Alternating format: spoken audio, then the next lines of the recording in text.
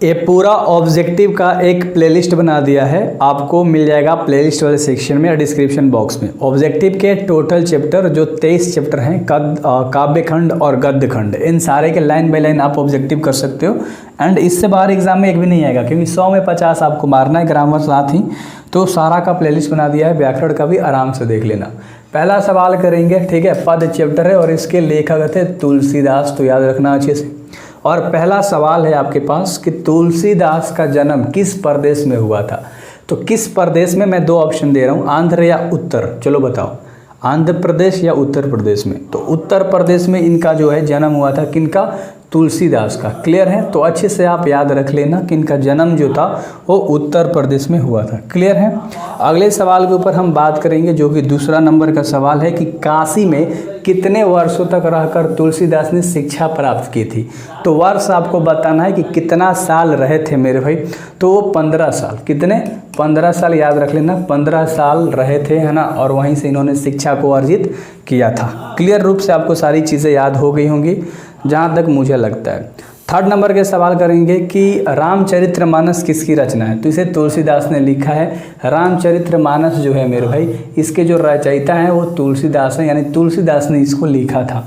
मैं देखो 10 total line to line कराऊंगा, 10 गो मतलब टोटल, और आगे भी कराऊंगा। तो 10 में कितने सही होते हैं उसके अकॉर्डिंग आप 30 में सही बताओगे, ठीक ना। तो सबसे पहले आप ट्राई करना कि आप 10 में बता दो मेरे भाई कि कितना सही हुआ। तुलसीदास किस शाखा के कवि हैं, शाखा बताना है तो राम मार्गी, ठीक ना, क्योंकि राम भक्त थे। और एक पिछला चैप्टर है पद, दूसरा चैप्टर जिसके लेखक सूरदास थे, तो वो कृष्ण भक्त थे। और ये जो तुलसीदास हैं क्या है, राम भक्त हैं। तो क्लियर तरीके से जब आप चीज़ें करोगे आराम से, तो आपको सारे चैप्टर्स हूबहू मेरे भाई कंप्लीट हो जाएंगे। अगला सवाल है तुम्हारा कि दूसरे पद में तुलसी ने अपना परिचय किस रूप में दिया है। तो एक भिखारी के रूप में दिया है, ठीक ना। किसके रूप में, एक भिखारी के रूप में उन्होंने अपना जो परिचय है उसे दिया है। किसने, तुलसीदास ने। दूसरे पद में ये भी याद रखना, तो कॉन्सेप्ट को आपको अच्छे से याद रखना है। अगला सवाल है तुलसीदास को किस चीज़ की भूख थी, ठीक है, क्या, किस चीज़ की भूख थी। तो भक्ति की भूख थी। किस चीज़ की, भक्ति की भूख थी, ठीक है। तो क्लियर तरीके से आपको याद हो गया होगा कि 6 का ऑप्शन नंबर तुम्हारा बी होगा मेरे भाई, कि सूरदास को जो है ना राम भक्ति की भूख थी। तो भक्ति इसमें है, राम भक्ति अगर देता तो आपको राम भक्ति बताना पड़ता। क्लियर ना। अगले सवाल के ऊपर बात करेंगे कि 7 नंबर का आपका सवाल है, तुलसी के पठित पद में किस भाषा में है। जो ये जो तुलसीदास का पद चैप्टर है मेरे भाई, ये किस भाषा में करी गई है, यानी लिखा गया है। तो अवधी भाषा में लिखा गया है। कौन से भाषा में, अवधी भाषा में आपका ये जो चैप्टर है उसे लिखा गया है ना। चलो, और अगला है जो कि प्रथम पद में किसकी स्तुति की गई है मेरे भाई, 8 नंबर का सवाल है। और इसमें सीता जी के, सीता माँ के बारे में है ना, सीता माँ के बारे में, सीता जी माँ बोल सकते हो। चलो क्लियर है, तो अच्छे से याद रख लेना, सीता माता के बारे में प्रथम पद में स्तुति करी गई है। और स्तुति कौन करता है, तुलसीदास रिक्वेस्ट करते हैं कि उनकी बातों को राम तक पहुँचाया जाए। क्लियर है, तो एक एक चीज़ को समझेंगे। तुलसी के दोनों पदों में किस रस की व्यंजना हुई है। किस रस की व्यंजना हुई है मेरे भाई, तो भक्ति रस की व्यंजना हुई है। कौन से रस की, भक्ति रस की व्यंजना हुई है। क्लियर है।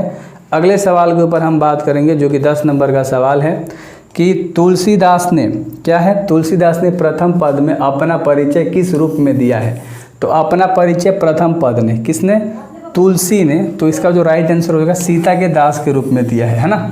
किसके रूप में दिया है मेरे भाई, सीता के दास के रूप में दिया है। और 11 नंबर का सवाल है कि कौन तुलसीदास के मित्र नहीं है। इसमें नहीं की बात करी गई है। तो देखो, नाभादास थे, टोडरमल थे और महाराजा मान सिंह थे, यानी कि सूरदास नहीं थे। तो इसमें जो ऑप्शन हो जाएगा वो क्या हो जाएगा, सी नंबर का ऑप्शन तुम्हारा सही हो जाएगा। ठीक है, इंट्रोडक्शन पार्ट इसलिए बोलता हूँ देख लो, देखे हो तो आपको चीज़ें क्लियर हो गई होंगी, अगर नहीं देखे हो तो भाई क्लियर करना ही पड़ेगा। कौन सी रचना तुलसीदास की है, इसमें से कौन सा, देखो बताओ, सूरसागर, विनय पत्रिका, प्रत्यक्षित या पदवत, है ना। चलो बताओ मेरे भाई, कौन सी, विनय पत्रिका। चलो सही है, तुलसीदास विनय पत्रिका को लिखे हैं, ठीक ना। अगले सवाल के ऊपर बात करेंगे जो कि 13 नंबर। आप सारे प्लेलिस्ट ले चैप्टर करना, क्योंकि टोटल चैप्टर करोगे तो वहाँ से 30-30, 25-25 ऑब्जेक्टिव है, टोटल 22 से 23 हैं। तो मेरे भाई सोचो 500 प्लस ऑब्जेक्टिव करोगे तो आराम से 50 उसमें से आप मार दोगे। कौन सी तुलसीदास की नहीं है, इनमें से बताना है कौन सी रचना तुलसीदास की नहीं है मेरे भाई। तो ये तो थी पार्वती खंडन, कवितावली थी, आखिरी कलाम जो है वो नहीं है, ठीक है, आखिरी कलाम, ठीक है। चलो आखिरी कलाम होना चाहिए था, कोई बात नहीं। अगला सवाल है 14 नंबर का, रामचरितमानस का प्रधान रस। इसमें प्रधान रस बताना है रामचरितमानस का, तो भक्ति रस है। क्या है, राम जी के बारे में भक्ति है, ठीक है। चलो तो प्रधान रस भक्ति रस होगा। और अगला जो 15 नंबर का सवाल है आपका, वो कह रहा है कि निम्नलिखित में से रामचरितमानस क्या है। तो एक महाकाव्य है। क्या है, रामचरितमानस क्या है मेरे भाई, एक महाकाव्य है। क्लियर है, क्या है, महाकाव्य। 2-2 बार जब 3-3 बार चीज़ों को बोलोगे तो आपको अच्छे तरीके से होपफुली याद होगा मेरे भाई, ठीक है। इनमें से कौन सी रचना तुलसी की नहीं है, नहीं कह रहा है, तुलसी की नहीं कह रहा है। कवितावली, वैराग्य रामायण, गीतावली लिखा था, राधा स्तुति को नहीं लिखा है, राधा स्तुति, ठीक है। चलो और अगला जो है 17 नंबर का सवाल है कि मानस का रचना का जो समय था ना वो क्या था। तो मेरे भाई समय बताना है ना, 1631 याद रख लेना, सन्वतः 1631 राम मानस का रचना का जो समय था, ठीक है। चलो और अगला है जो कि 18 नंबर का सवाल है कि रामचरितमानस की जो भाषा है वो क्या है, यानी कि रामचरितमानस जो है वो किस भाषा में लिखा गया है। तो अवधी भाषा में लिखा गया है। क्लियर है, याद हुआ, रामचरितमानस किस भाषा में लिखा गया है, अवधी भाषा में लिखा गया। और 19 नंबर का सवाल है कि तुलसीदास के शिक्षा गुरु कौन थे, है ना, नरहरिदास थे या यहाँ पर मधुसूदन सरस्वती थे। चलो 19 का ऑप्शन नंबर फटाक से बताओ, होमवर्क में दे दूँ एक। चलो अरे तो आसान है, नहीं आता इंट्रोडक्शन देखे हो तुम सब मेरा, हैं अच्छे से बता रखा है। अगला सवाल देख लो, इनमें से कौन सी रचना तुलसी की है, यानी तुलसी ने इनमें से कौन सा लिखा है। तो तुलसी ने इनमें से कौन सा लिखा है, विनय पत्रिका, ऊपर बताया था ना, ये सारे इनके द्वारा नहीं लिखा गया है। चलो क्लियर है ना मेरे भाई, विनय पत्रिका तुलसीदास के द्वारा लिखा गया है। और अगला सवाल है कि तुलसीदास की पत्नी का क्या नाम था, रत्नावली नाम था। क्या नाम था, दीनबंधु दास की पुत्री थी ना रत्नावली, ठीक है। चलो अगले सवाल के ऊपर बात कर लेते हैं जो कि 22 नंबर का सवाल है। 22 नंबर का सवाल कर रहे तुलसीदास किस काल के कवि थे, भक्ति काल के। डी नंबर ऑप्शन याद रख लेना 22 का, भक्ति काल के, ठीक है। अगला है जो 23 नंबर का सवाल है और कह रहा है कि कबहू अम्ब अवसर पाई में अम्ब संबोधन किसके लिए किया गया है। तो अम्ब जो संबोधन है वो सीता माता के लिए किया गया है। क्लियर है ना, अम्ब का जो वर्ड है, जो अम्ब वर्ड है, जो शब्द है वो सीता माता के लिए इस्तेमाल किया गया था। और अगला है तुलसीदास का मूल नाम क्या था। तुलसीदास का मूल नाम बताना है। तो तुलसीदास का मूल नाम राम बोला था। क्या था, राम बोला, ठीक ना। अगला सवाल देख लो 25 नंबर के, टोटल 30 सवाल हैं। और 25 नंबर का सवाल है कि तुलसीदास का जन्म किस नक्षत्र में हुआ था। लो, कृतिका, रोहिणी, मूल या मदा, बताओ कौन सा नक्षत्र में हुआ था मेरे भाई। तो मूल है ना, कौन सा नक्षत्र, मूल नक्षत्र। और अगला सवाल है जो 26 नंबर का सवाल है, आत्माराम दुबे तुलसीदास के कौन थे। आत्माराम दुबे जो थे वो तुलसीदास के पिता थे। कौन थे, पिताजी थे। आत्माराम दुबे तुलसीदास के पिताजी थे, है ना।